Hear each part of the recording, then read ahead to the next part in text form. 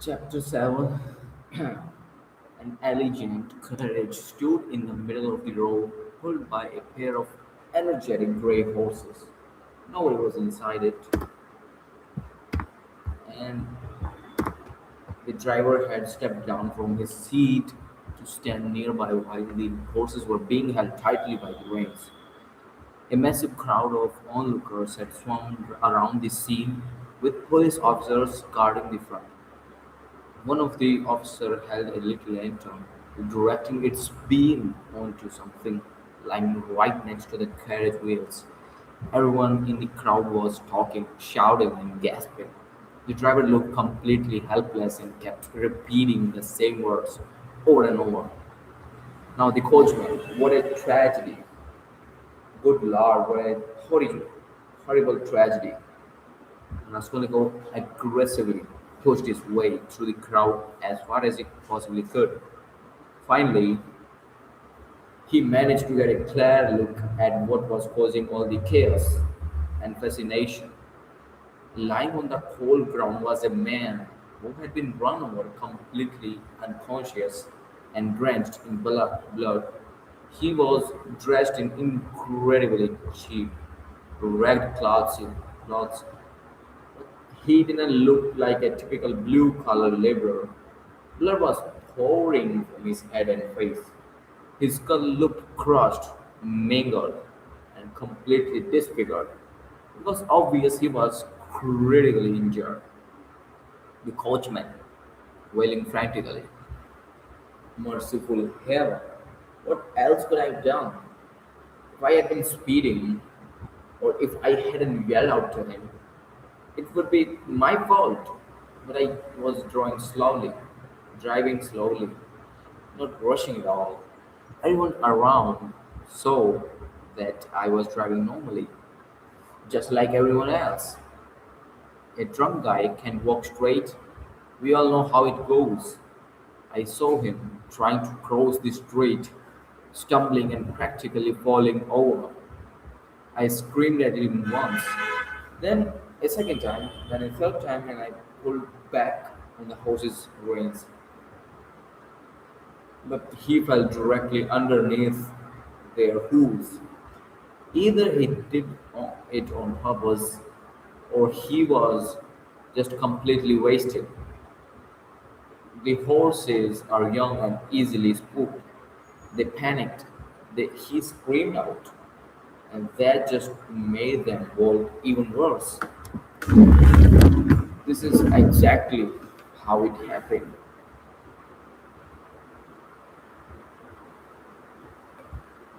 A voice in the crowd. That is exactly how it went down. Not the voice. He did yell, that's a fact. He screamed at him 3 times. A third voice. It was definitely 3 times. We all heard it. Despite his words, the driver didn't actually seem too devastated or terrified. It was quite obvious that the expensive carriage belonged to a wealthy, highly influential person who was waiting for it somewhere. The police, naturally, were mostly anxious about not disrupting the VIP's schedule. All they really cared about was dragging the dying man to the local station and then a hospital. Nobody had any clue what his name was. Meanwhile, Raskolnikov had shoved his way right to the front and bent down low over the victim. The light from the lantern suddenly illuminated the dying man's face. He recognized him instantly. Now Raskolnikov, pushing past everyone, screaming, I know him. I know who he is. It's Marmeladov, a retired government clerk. He lives right down the street in Fuller's tenement building. Hurry up and find a doctor. I will pay for it. Look. He yanked a handful of cash out of his pocket and thrust it toward the police officer, shaking with intense panic. The officers were incredibly relieved to finally identify the man. Raskolnikov quickly gave them his own name and address. begging the police to carry the unconscious Mamilados right back to his room as desperately as if it were his own biological father. Now, Raskolnikov urgently. It's right here, just three buildings down. The house belongs to Kuzel, a wealthy German. He was walking home, definitely drunk. I know him well. He's an alcoholic. He has a family there, a wife, elder older daughter. It will take way too long to get him to the hospital, and there's bound to be a doctor nearby in his neighborhood. I'll pay for everything, I swear I'll pay. At least he will be taken care of at home. They can assist him immediately. If you try to take him to the hospital now, he will die in the back of the wagon. He cleverly managed to slide some cash into the officer's hand without the crowd seeing. Since the request was straightforward and legal, the medical help was physically closer this way. The officers agreed. They lifted the sheriff man and several bystanders volunteered to help and carry him. Kozel's building was only 3 yards away. Raskolnikov walked right behind him, gently supporting Marmeladov's head and barking out directions. Raskolnikov, muttering under his breath, "This way, this way. We have to carry him up the stairs head first. Keep it around. I'll pay you all. I'll make it worth your time." Inside the cramped room, Katerina Ivanovna had just started doing what she always did. Whenever she had a spare second, pacing back and forth across the tiny space, from the window to the stove and back again, her arms were tightly crossed over her chest as she muttered to herself, interrupted by deep coughs. Lately, she had started venting more than ever to her oldest daughter, Kolenka, a 10-year-old child who, despite not understanding the adult details, understood perfectly well that her mother was drowning and needed her. Because of this, the girl constantly watched her mother with intelligent eyes, trying her absolute hardest to look like she understood everything. Right now, seconds.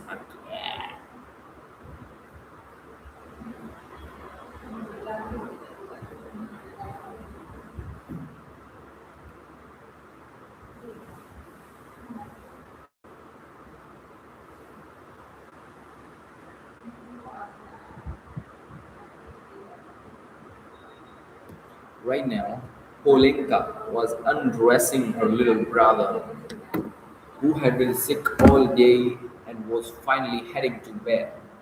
The boy was waiting patiently for her to take off his shirt, which needed to be hand washed tonight. He sat perfectly straight and completely frozen on a wooden chair with a white, solemn expression, his little legs stretched out in front of him with his heels together and toes pointed out.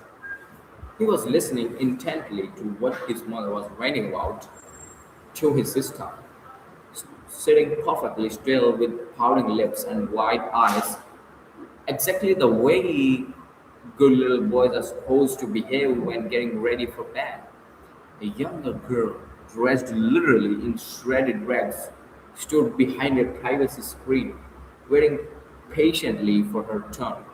The door leading out to the public stairwell was propped wide open to try and clear out the thick clouds of tobacco smoke drifting in from the neighboring rooms, which constantly triggered agonizing, violent coughing fits in the poor, terminally ill woman. Katerina Ivanovna seemed to have wasted away even more over the past week, and the sickly, feverish red flush on her cheeks burned brighter than ever. Katerina Ivanovna pacing the room. "You wouldn't believe it, Olenka. You can even comprehend what a beautiful, wealthy life I lived in my father's mansion, and how this disgusting alcoholic has dragged me and will drag all of you straight into the gutter. My father was a high ranking military colonel, just one promotion away from being a provincial governor. Everyone who visited him used to say, "We look up to you, Ivan Mihailovich, as our true governor." When she broke into a whine and coughing fit, clutching her chest in pain. Katerina Ivanovna cleared her throat, wheezing. Oh, what a cursed, miserable life. When I back at the final grand ball, hosted by the Marshal, Princess Bezamelli saw him, saw me. She was the one who gave us her blessing when your father and I got married, Polenka. The second she saw me, she asked, "Isn't that the gorgeous girl who performed the traditional shawl dance at graduation?" She paused, turning sharply to her daughter. "Polenka, you need to mend that tear in the fabric right now, taking the needle and darn it exactly the way I showed you. Otherwise, tomorrow," she coughed violently again, straining to speak, "he will rip the hole even bigger. Anyway, Prince Skagolskoy, a high-ranking royal courier, had just arrived from St. Petersburg back then. He danced the traditional mazurka with me and wanted to propose to me the very next morning, but I thanked him politely and told him that my heart already belonged to someone else. That other man was your father, Polya. My papa was absolutely furious at me. Is the wash water hot yet? Hand me the shirt and socks later. She called out to the youngest child, Katrina Ivanovna, you'll have to sleep without your nightshirt tonight. Leave your socks out with it too. I'll wash everything in the same batch. Why hasn't that drunken waste of space come home yet? He's worn his shirt until it looks like a filthy dish rag. He's torn it to literal shreds. I wanted to wash everything tonight so I don't have to go chores 2 nights in a row. Oh, God. She exploded into another massive coughing fit. Spotting a massive crowd in the hallway, Katrina Vano says, "Again? What's this? What is going on out there? What are they carrying into my home? Lord have mercy on us." The officer, "Where should we put him?" They carried in Margalado's limp, unconscious, and blood-soaked body. Raskolnikov pointing eagerly. "On the couch. Lay him straight down on the couch. Put his head on this side. On this side." A neighbor. "He got run over in the street. He was completely wasted." Katerina Ivanovna froze, turning pale as death as she gasped for air. The children were absolutely paralyzed with fear. Little Leda screamed at the top of her lungs, spraining over to both her arms around Polenka, shaking violently the moment they laid Mobiladov down. Raskolnikov rushed straight over to Katerina Ivanovna. "For God's sake, please stay calm. Don't panic. He was crossing the road and got struck by a carriage. Don't be scared. He's going to wake up. I told them to bring him straight here. I've been to your room before, remember? Remember? He will survive. I'm paying for everything." Now Katerina Ivanova, crying out in pure despair, rushing to her husband, says, He finally did it. He finally killed himself. Raskolnikov noticed immediately that she wasn't the type of fragile woman who fainted in a crisis. Instantly grabbed a pillow and stuffed it under her doomed husband's head, something none of the men had thought to do, and began tearing off his clothes to inspect the damage. She completely kept her composure, ignoring her own terror, biting her trembling lips to choke back the screams trying to rip out of her throat. Meanwhile, damn it, Raskolnikov, convinced a bystander to sprint out and find a doctor. It turned out there was a physician living just two doors down. Raskolnikov reassuring her constantly. I already sent someone for the doctor. Please don't worry.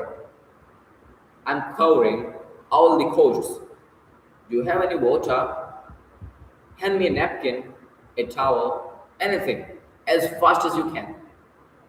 He's badly hurt, but he's still alive. Trust me. Let's see what the doctor says, okay? Katrina Ivanovna sprinted to the window. In the corner, sitting on a broken chair with a massive clay basin filled with water, which she had prepared to wash the family's dirty laundry that night, she performed his grueling chore at night at least twice a week. The family had fallen into such extreme poverty that they had virtually no change of clothes left. Katrina Ivanovna absolutely loathed, loathed filth, and rather than live in a dirty home, she preferred to work herself to physical collapse in the dead of night while everyone else slept, just to ensure the clothes were washed and dried by dawn. She grabbed the heavy basin at Raskolnikov's request, nearly collapsing under the weight, but Raskolnikov had already grabbed a towel, soaked it, and began wiping the thick layers of blood off Marmeladov's face. Katerina Ivanovna stood over them, wheezing painfully and pressing her hands against her chest. She looked like she needed urgent medical attention herself. Raskolnikov began to feel a wave of guilt, realizing he might have made a horrible mistake by bringing the dying man here. The police officer stood around awkwardly, looking uncertain.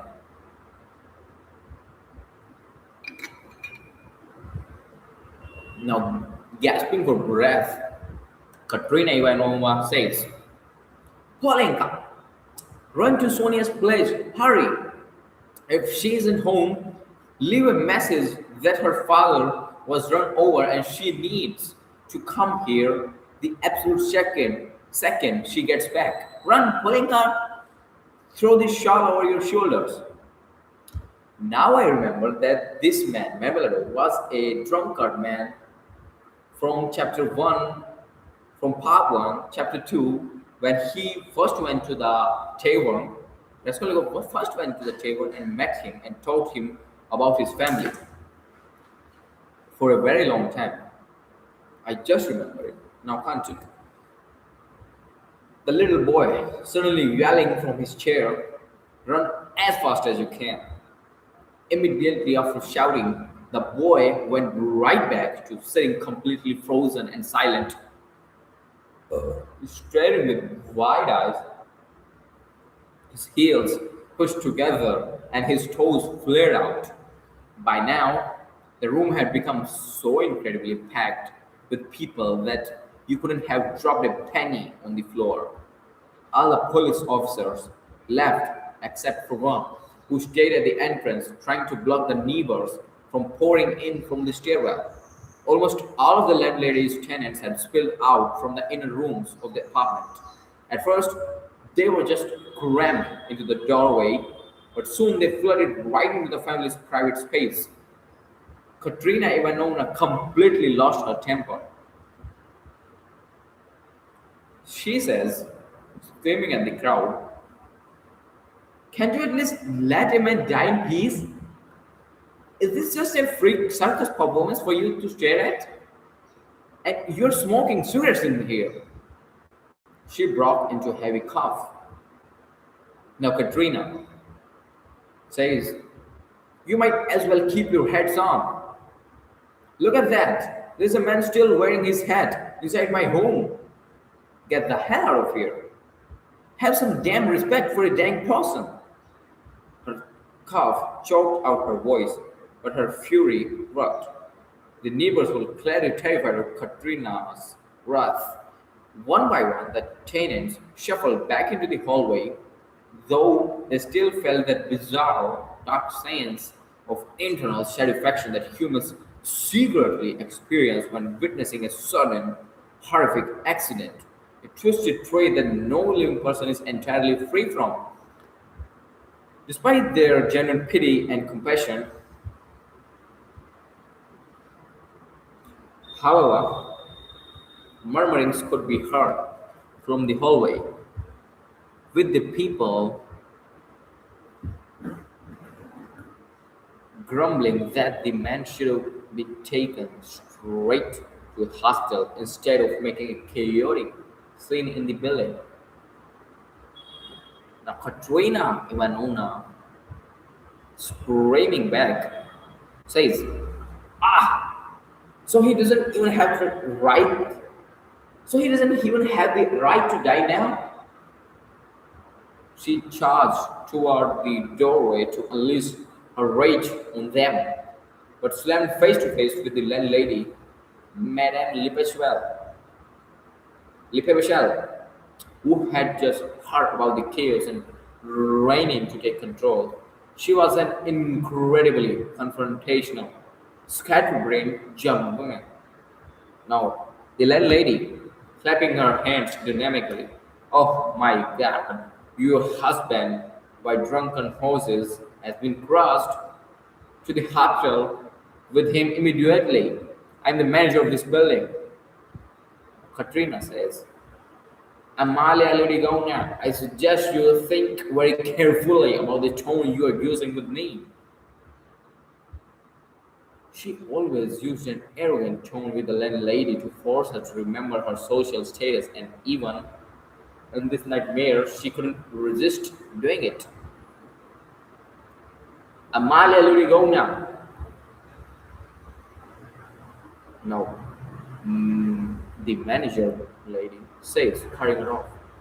I have told you 100 times already that you are not allowed to call me Amalia. My name is Amalia Ivanovna. Katrina, you are not Amalia. You are Amalia Ludigona.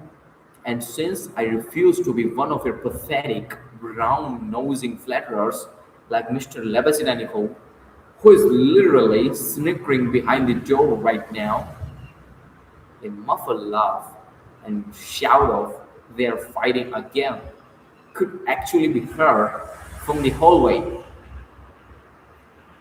Katrina Ivanovna, I'll continue to call you Amalia Luigona, though I have no idea why you hate your own name so much. Look with your own eyes at what has happened to Semyon Zaharovich. He is actively dying and demanding that you shut the door right now and keep everyone out. Let him pass away in peace.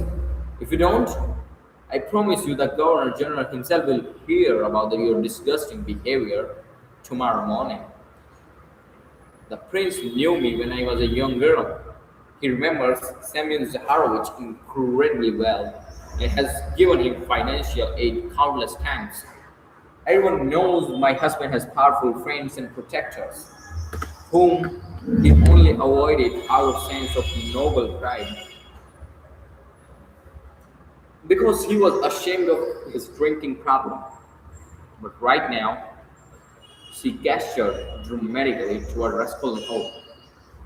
This brilliant, wealthy young man with elite connections has come to save us. and he has known Semyon Zaharovich since he was a boy. You can be absolutely certain a moment ago now that she rambled at lightning speed, her voice getting faster and more frantic until a sudden, violent cough cut her off entirely. At that exact second, a dying man let out a deep groan, regaining a spark of consciousness. She sprinted right back to his side. Mamelado opened his eyes, staring blankly without a shred of recognition at Raskolnikov, who was leaning directly over him. He took slow, heavy, agonizing breaths. Fresh blood was leaking from his corners of his mouth. From the corners of his mouth. Fresh blood was leaking from the corners of his mouth, and thick beads of sweat broke out across his forehead. Still not realizing who Raskolnikov was, his eyes darted around the room in a panic. Katrina stared down at him with a heartbroken but stern face, tears streaming down her cheeks. Katrina Ivanovna cried out in despair. Oh my God! His entire chest is completely caved in. He's bleeding so much. We have to strip these clothes off. Samuel, try to turn your body a little bit if you can. Mameladov focused on her face and finally recognized his wife.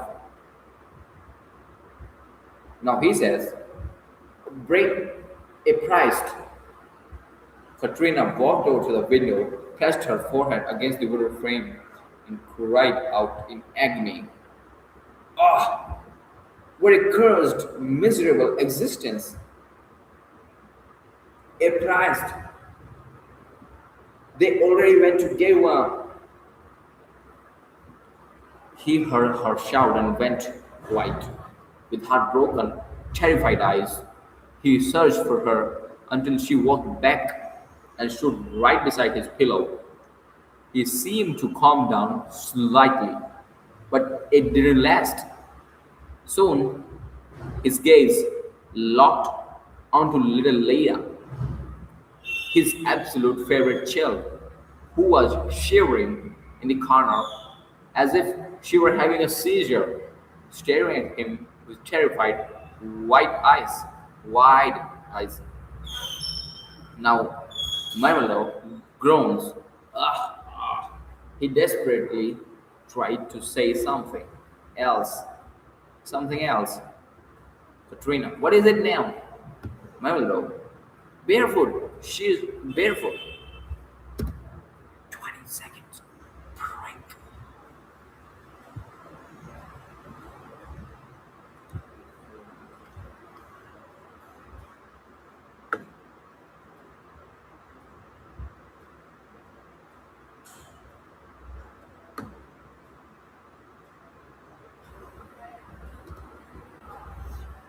No, Katrina. Just shut up. You know damn well why she doesn't have shoes. Raskolnikov. Thank God the doctor is here, breathing a sigh of relief.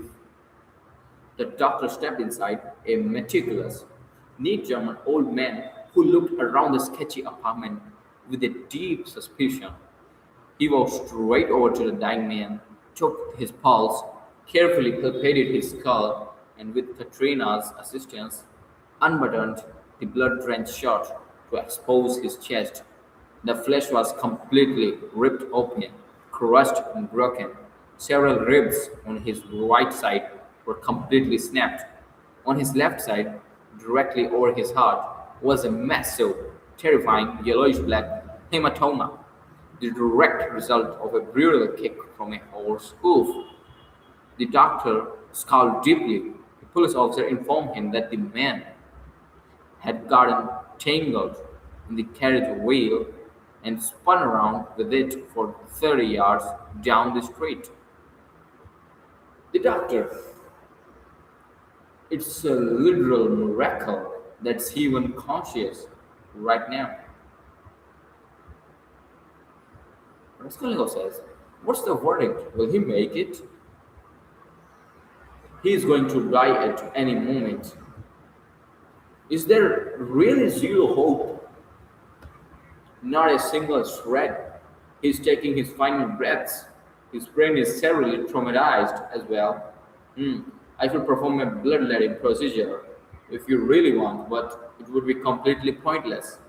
He's guaranteed to pass away within the next 5 to 10 minutes.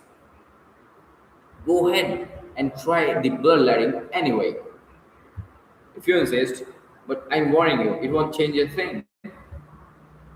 At that exact moment, more footsteps echoed from the stairwell. The packed crowd in the hallway parted, and a priest, a small gray haired old man, appeared in the doorway carrying a holy sacrament. A policeman had wisely tracked him down right when the accident happened. The doctor stepped aside, exchanging a knowing, grim look with the holy man. Raskolnikov begged the doctor to stick around for minutes. The physician struggled his shoulders but agreed to stay. Everyone in the room backed away. The final confession was over in minutes. The timer likely barely understood what was happening. He could only make muffled, broken noises. Katrina grabbed little Leda, lifted her son off the wooden chair, knelt down in the corner right next to the stove, and forced the children to kneel down in front of her. The little girl was still shaking violently, but the boy, kneeling on his bare knees, rhythmically raised his hand to cross himself perfectly, going down until his forehead touched the floor, which seemed to give him strange sense of comfort. Katerina Ivanovna bit her lips raw to hold back her tears as she prayed. Every now and then she reached over to adjust her son's shirt and managed to grab a shawl from a nearby trunk and cover her daughter's exposed, shivering shoulders, all without getting off her knees or stopping her prayers. Meanwhile, the door to the neighboring rooms was pushed open by more nosy tenants. In the hallway, the crowd of onlookers from every single apartment on the stairwell grew thicker and tighter, though none of them dared to actually step over the threshold. The entire gruesome scene was lit by a single giant candle stub. Right then, Polenka showed her way through the dense crowd at the door. She was hyperventilating from running so fast.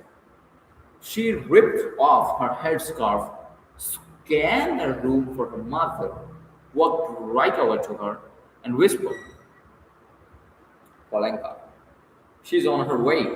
I ran into her on the street. Her mother silently pulled her down to kneel right beside her. Suddenly, a young girl, quietly and timidly, navigated her way through the crowd at the entrance. Her appearance in that room was profoundly jarring, a stark contrast in the middle of the extreme poverty, filthy rags, death, and absolute hopelessness. She, too, was wearing cheap, ragged clothes, but she was decked out in a flashy, trashy street makeup and over the top finery that unmistakably revealed her scandalous profession. Sonia froze right in the doorway, staring around in the absolute shock, completely disconnected from her surroundings. She completely forgot that she was wearing a gaudy fourth-hand silk dress that looked ridiculous in a death chamber with its absurdly long train. She forgot about the massive skirt hoop that blocked the entire entryway, her bright shoes, the umbrella she had carried despite it being late at night, and the ridiculous round straw hat featuring a loud, fire red feather Beneath that trashy, tilted hat was a pale, terrified little face with parted lips and eyes wide with pure horror.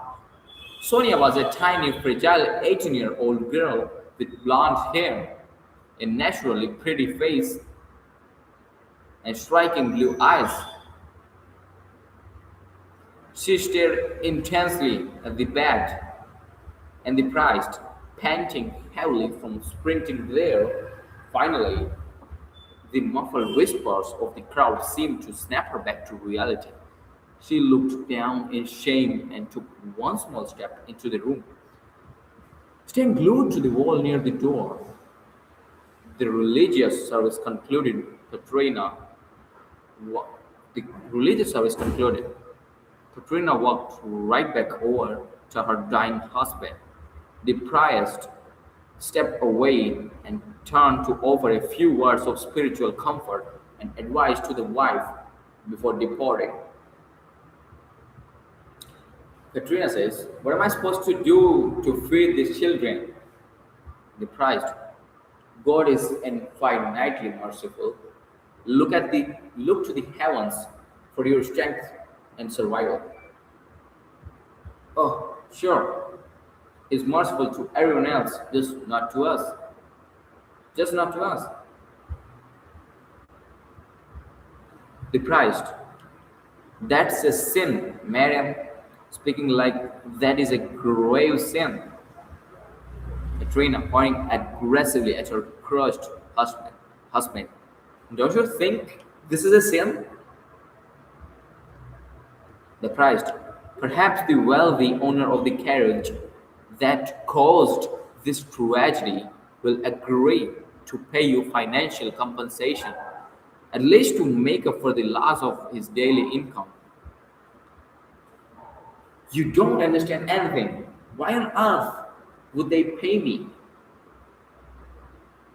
The man was blanked out, drunk, and literally threw his own body underneath the horses. What income you are talking about? He never brought home anything but pure misery. He drank every single penny away. The pathetic alcoholic. He literally robbed his own children just to buy booze. He ruined their lives and my health for alcohol. Thank God he's finally dying. That's one less mouth I have to feed." The priest, "You must find forgiveness in the hour of death, madam. Holding on to such hatred right now is catastrophic sin." Katrina was actively trying to comfort her dying husband, giving him sips of water, wiping the mixture of blood and sweat from his face, adjusting his pillow. She had only paused for a second to snap at the priest. Now she flew at him in a total maniac frenzy. Katrina, "Oh, save your empty words, Father. Forgiveness." If he hadn't gotten run over tonight, he would have stumbled home completely wasted, wearing a shirt covered in mud and rags, and he would have passed out on the floor like a dead log. And I would have spent the entire night until sunrise scrubbing and rinsing, washing his filthy rags and the children's clothes, drying them by the window, and the second the sun came up, I'd be darning the holes. This is how I spend every single night of my life. Don't talk to me about forgiveness. I've already forgiven him by surviving this hell. A horrific, deep cough cut off her rent. She slammed a handkerchief on her lips, then pulled it away to show the priest, pressing her other hand against the throbbing chest. The cloth was completely soaked in bright red blood. The priest lowered his head in silence, unable to say a word. Mameladov was entering his final moments of life. He refused to break eye contact with Katrina, who was bending over him again. He desperately kept trying to formulate words.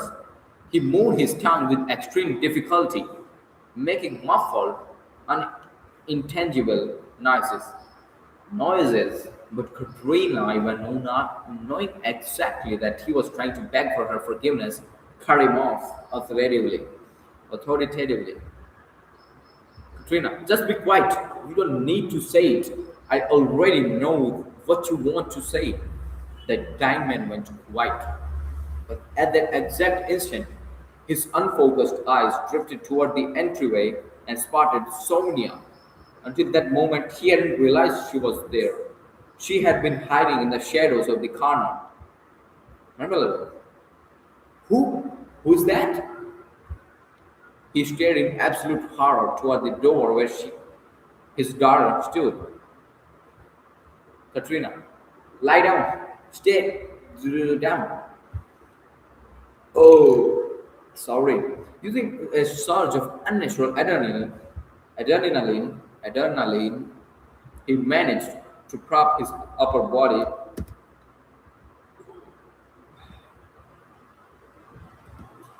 He managed to prop his upper body up on one elbow. He stared wildly and intensely at his daughter for several seconds, almost as if he didn't recognize her. He had never seen her dressed in her scandalous street clothes before. Suddenly, the realization hit him. He recognized his daughter, looking crushed, humiliated, and utterly ashamed in her trashy makeup and bright finery, meekly waiting for her turn to say goodbye to her dying father. Pure agony washed over his face. Emilio screaming out in heartbreak. Sonia, my daughter, forgive me.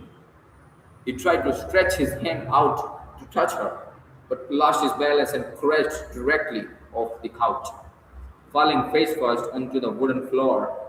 The neighbors rushed forward to hoist him back up on the sofa, but it was already over. He was dead. Sonia let out a heartbreaking cry, rushed over to throw her arms around his body, and stayed there completely frozen. He passed away right in her arms. Katrina. Well, he finally got exactly what he wanted. Now, what am I supposed to do? How am I supposed to pay for a funeral? How am I supposed to buy food to feed my kids tomorrow? Raskolnikov walked over to Katrina. Katrina, just last week your husband told me everything about his life and your family's situation. Trust me, he spoke about you with absolute passionate devotion. That night, when I realized how deeply he cared about all of you and how much he worshipped and respected you specifically, Katrina, despite his tragic addiction, from that very night, we became close friends. Please allow me now to do something to pay back my debt to my late friend. There are 20 rubles here, I believe. And if this can help you in any way, I'll return. I promise I will come back. I'll probably stop by tomorrow. Goodbye. He turned and bolted out of the room, forcing his way through the tightly packed crowd toward the staircase. But in the middle of the hallway, he slammed right into the Nicodem Fomich, who had heard about the horrific accident and arrived to personally handle the situation. They hadn't seen each other since that intense scene at the police station, but Nikodem Fomich recognized him instantly. Ah, it's you. He's dead. The doctor and the priest already came. Everything was handled properly. Please don't stress the poor woman out too much. She's already actually dying of tuberculosis. Trying to comfort her if you can. I know you are a genuinely kind man at heart. He added a faint smile, looking directly into the chief's eyes. Nikodem, but look at you. You're literally covered in blood. The lantern light caught the fresh crimson stains splattered across Raskolnikov's vest. Raskolnikov, with a bizarre, intense expression, yes, I'm completely covered in blood. Then he smiled, nodded, and walked down the stairs. He descended the staircase slowly and deliberately, his body burning with a high fever that he didn't even notice, completely consumed by a sudden, overpowering rush of life and vitality surging through his veins. The feeling, oh yeah,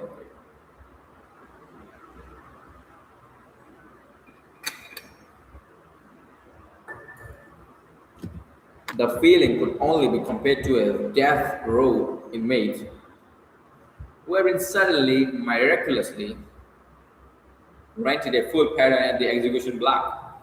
Halfway down the stairwell, the priest overtook him on his way home. Raskolnikov stepped aside, giving him a silent nod. He was just stepping onto the bottom floor when he heard fast footsteps sprinting down behind him. Someone was chasing him. It was Polenka. She was running down the steps, yelling, "Wait, please, wait!" He turned around. She reached the bottom landing, stopping just one step above him. A faint, blurry light filtered in from the courtyard. Raskolnikov could easily see the little girl's thin, beautiful face looking at him with a radiant, cheerless smile. She had chased after him to deliver a message, and she was clearly thrilled to do it. Polenka, please tell me what is your name and where do you live? He placed both of his hands gently on her tiny shoulders, staring at her with a look of pure ecstasy. Looking at her, looking at her innocent face gave him an unexplainable, profound joy. Raskolnikov, who sent you to find me? Polenka, my sister Sonia sent me. Raskolnikov, I knew it was Sister Sonia who sent you. Polenka, Mama told me to run too. When Sister Sonia was telling me to go, Mama came over and said, "Run as fast as you can, Polenka." Raskolnikov, do you love your sister Sonia? Polenka, with an intense, sudden seriousness as her smile faded. I love her more than anyone else in the whole world. And will you love me too? Instead of giving a verbal answer, the little girl leaned her face closer to him, innocently puckering her lips to give him a kiss. Suddenly, her stick thin little arms threw themselves tightly around his neck. She buried her head into his shoulder and began sobbing quietly, pressing her face against his coat. Polenka, I am just so heartbroken about my father. It's just been one tragedy after another lately. She added this last part with that uniquely serious, mature tone that children try to use when they want to sound like adults. Did your father love you guys? Polenka. He loved Leda the absolute most. He loved her because she is the youngest and because she is always sick. Too. He always brought her little gifts, but he taught all of us how to read and he taught me grammar and the Bible too. And mother never said it out loud, but we all knew she was happy about it. And father knew it too. And mother wants to teach me French now because she says it's time for my real education to begin. 20 seconds wait, look right there, 20 feet away, gone.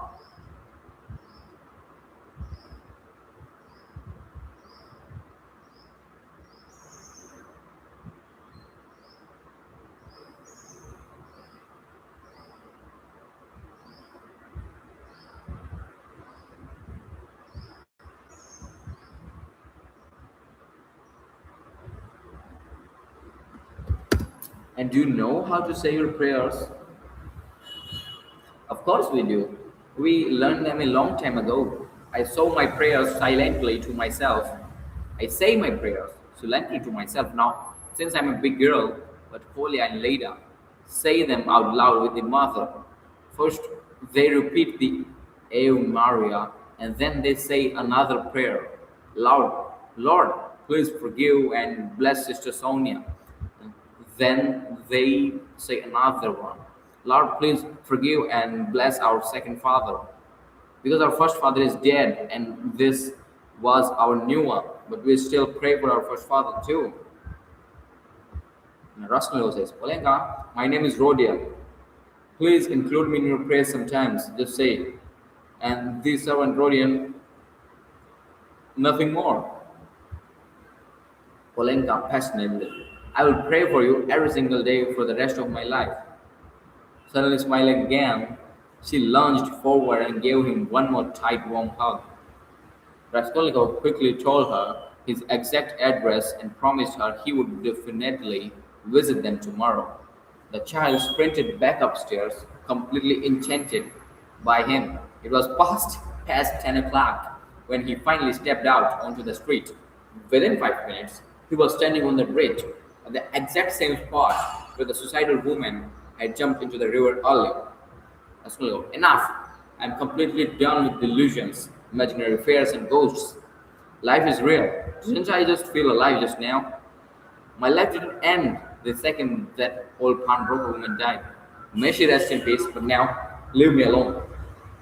Now begins the era of logic, clarity, of human will, and of pure strength. And now we will see what happens. We will test my strength. He added this defiantly, as if challenging a demon in the dark. That's all ago. And to think I was actually willing to settle for living on a tiny square yard on the space of a cliff. I'm incredibly weak physically right now, but I think my sickness is completely gone. I knew it would vanish the moment I stepped outside. Oh, by the way, Coaching Cole's building is only a couple of blocks away. I absolutely have to go to resume his party, even if it's weren't close. Let him win his bet. Let's give him a win tonight. Who cares? Strength, pure power, is what a man needs. You can achieve absolutely nothing without power, and power can only be gained through raw strength. That is the secret none of those idiots understand. He walked away from the bridge, his footsteps heavy with physical exhaustion, but his inner pride and confidence were exploding. He was morphing into a complete different human being with every passing second. What exactly had happened to trigger his massive internal revolution? He had no idea himself. Like a drowning man catching a lifeline, he suddenly felt that he, too, was allowed to live, that his existence hadn't been extinguished when he killed the old woman. Perhaps he was jumping to conclusions way too fast, but he didn't care to think about that right now. Masologo, laughing at himself. But I really did ask that little girl to pray for the servant Rory. Well, there was just a backup plan, just in case of emergency. He was in absolutely fantastic mood. He found resume his place easily. The new tenant was already famous at poaching calls spelling, and the porter immediately him towards pointed pointed him towards the right door. Hallway halfway up the staircase, the loud noise and high energy chatter of a massive party echoed down the halls. The apartment door was propped wide open. He could hear people debating and shouting. The Zoomins room was quite large, and a crowd consisted of about 15 people. Raskolnikov paused in the hallway entrance, where two of the landlady's maids were working behind a divider screen, managing two giant tea urns, barrels, plates, and trays of baked pies and finger foods sent up from the main kitchen. Raskolnikov asked a maid to call Razumin out. Razumin ran out to the hallway, absolutely thrilled to see him. At first glance, it was glaringly obvious that he had consumed a massive amount of alcohol, and though no amount of booze could ever completely knock Razumin out, he was visibly buzzed. Raskolnikov, rushing to speak. Listen, I only came here to tell you that you obviously won your bet, and that nobody can ever predict what twist of fates will happen to them. I can't come inside. I'm so physically weak that I'm about to collapse onto the floor right now. So, good evening and goodbye. Come visit my room tomorrow. Resume. Are you crazy? I'm walking you home. If you're admitting that you're weak, you have to let me. That's Folio. And what about your guest? Who is that curly haired guy who just peeked his head out the door? Assuming him? God only knows. Some random friend of my uncle's, I assume. Or maybe he just crashed the party without an invite. I leave my uncle in charge of the crowd. He's an incredibly useful guy. It's a shame I can't introduce you to him right now, but honestly, screw all of them right now. Screw all of them right now. They won't even notice I'm gone, and I desperately need some fresh air. You showed up at the absolute perfect second. Another 2 minutes in there, and I would have started a physical fist fight. They are talking absolute garbage in there. You cannot comprehend the idiotic things men will say. Though, honestly, why shouldn't you comprehend it? Don't we talk absolute garbage ourselves? Let them talk. That's how you learn how not to act. Hold on 1 second, I will go grab Zosimo. Zosimo practically launched at Raskolnikov greedily. He had been harboring a deep professional fascination with the young man's medical case. The second he inspected him, the doctor's face instantly brightened. Now, the doctor, you need to get to bed immediately, and you should take something to help you sleep through the night. Will you actually take it? I prepared it a while ago. It's a medicinal powder. Raskolnikov, give me two of them if you want. He swallowed the medicine right then and there. Now the doctor, it's a very good thing you're walking him home. We'll see how he's holding up tomorrow, but honestly, he's not doing bad at all right now. There's a massive improvement since this afternoon. Hey, live and learn. Resume, blurting it out the second they hit the street. Do you want to know what Zosimo whispered to me on our way out the door? Look, brother, I'm not going to repeat every single word because those guys are absolute morons. Zosimo told me to keep you taking on the walk home and get you to open up completely. And then I'm supposed to report back to him. Why? Because he's got this ridiculous theory in his head that you're losing your mind or pretty damn close to it. Can you believe that? First of all, you have three times the brains he'll. First of all, you have three times the brains he'll ever have. Second, since you're crazy, you shouldn't give a damn. You shouldn't give a damn about his will theories. And third, a total meathead whose actually specialty is supposed to be surgery has suddenly decided he's an expert on mental illness. The only reason he jumped into this, the only reason he jumped to this insane conclusion about you is because of that conversation you had today with Zemeto. Raskolnikov listening intensely. Zemeto told you everything about death? That? Assuming, yeah, and I'm glad he did. I finally understand what's really going on. And so does Zemeto. Look, Rodia, the truth is, I'm a little wasted right now, but that doesn't matter. The point is that this insane theory, you know what I mean, was just starting to brew in their heads. Nobody actually dared to say it out loud because it's too stupid for words. And especially since they arrested that house painter, that entire theory has completely blown up in their faces anyway.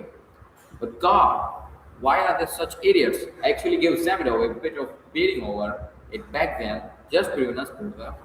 Please don't ever mention you know about it. He's incredibly sensitive about his ego. It happened over at Louis Ivanovna's place. Today, everything got completely cleared up. It turned out Ilya Petrovich is the real snake behind all of this. He totally took advantage of the fact that you fainted at the police station, but he's deeply embarrassed about his behavior now. I know that for a fact. Oh, God. Raskolnikov hung on to every word. The roommate was just drunk enough, completely lose his filter. I only fainted back then because the room was suffocatingly hot and the smell of fresh paint was overwhelming. Roommate, you don't need to explain yourself to me. It wasn't just paint anyway. You had a severe fever building up for an entire month. Rasmo even verified it. But you wouldn't believe how completely humiliated Zamorov is right now. He literally told me, I'm not even worth his little finger, meaning yours. The guy actually had a conscience sometimes, brother.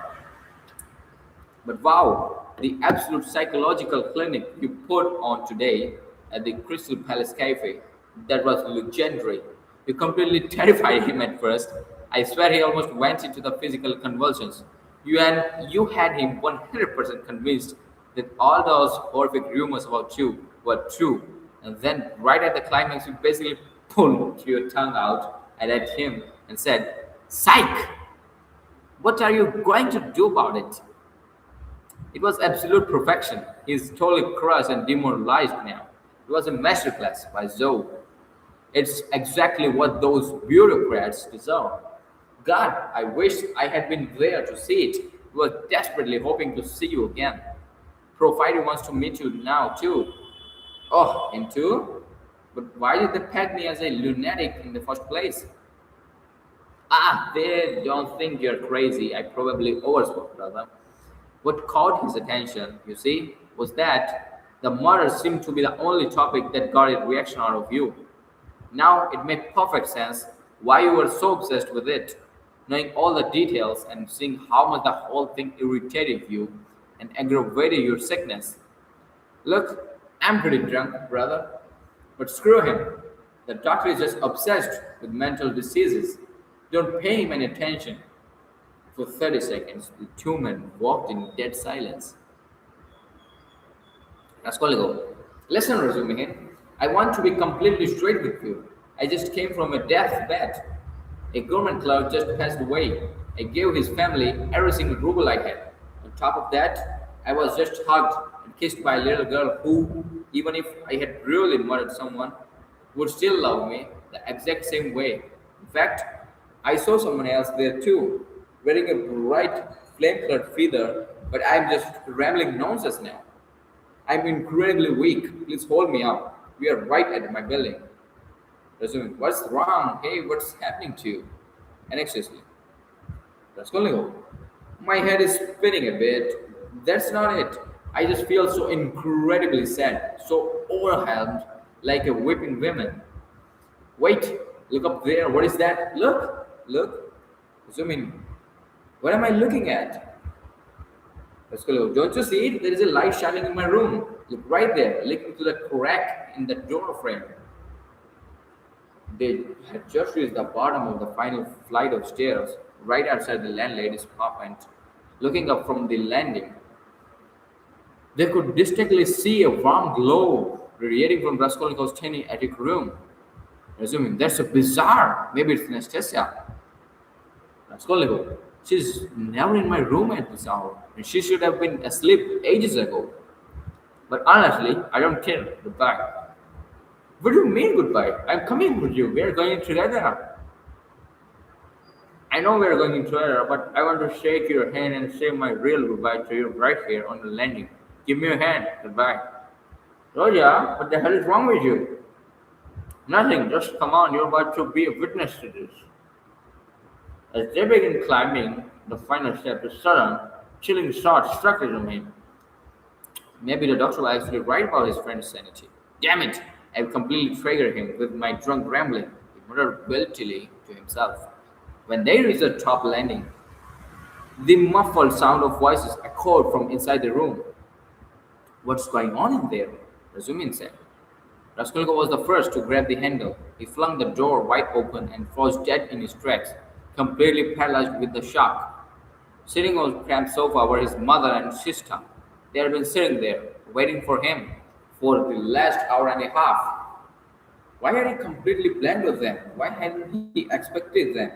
Even though the explicit news that they had left home and would arrive at any second had been repeated to him multiple times that very day. The mother and sister had spent the last 90 minutes desperately interrogating Nastasia. She was still standing right in front of them, having already spilled every single detail of his condition. They were completely beside themselves with terror after hearing that he had literally escaped his sickbed today, deeply ill and clearly delirious. Good heavens, where could he have gone? The both women had been weeping, trapped in absolute psychological agony for an hour and a half. The moment Raskolnikov stepped through the door, and a unified cry of pure joy and ecstasy filled the room. Both of them jumped up and lunged toward him. Hour and a half. Enough. But he just stood there like a corpse. A sudden, unbearable wave of horror struck his psyche like a bolt of lightning. He couldn't even lift his arms to return their embrace. He was completely paralyzed. His mother and sister threw their arms around him, burying him in kisses, laughing and crying all at once. He managed to take one single step forward, lost all stability, and crashed straight to the floor, completely blacking out. The room instantly erupted into panic. Horrified screams and sobbing. Resume who had been standing awkwardly in the doorway, flew into action. He charged into the room, scooped the unconscious man up in his massive muscular arms, and had him laid out on the sofa in a matter of seconds. Resume screaming to the panicked mother and sister. It's nothing. Nothing. I swear it's just a standard fainting spell. A total trifle. Literally just a few minutes ago, the doctor explicitly said he was doing much better and that he's basically fine. Get me some water. Look, see? He's already coming to. He's going to be completely fine. He grabbed Junior by the arm with such aggressive force that he nearly dislocated her shoulder, dragging her downward to force her to see with her own eyes that Raskolnikov was breathing. The mother and sister stared at this frantic stranger with intense emotion and overwhelming gratitude, viewing him as an angel sent directly by Providence. They had already heard the full story from Nastasia about everything this highly competent, wonderful young man, as Pulcheria Alexandrovna would later describe him to Dunia, had done to keep their beloved warrior alive during his critical illness. Ended after an hour of torture. An hour of torture. Goodbye, goodbye, goodbye, goodbye. 1 hour and 7 minutes. Damn it,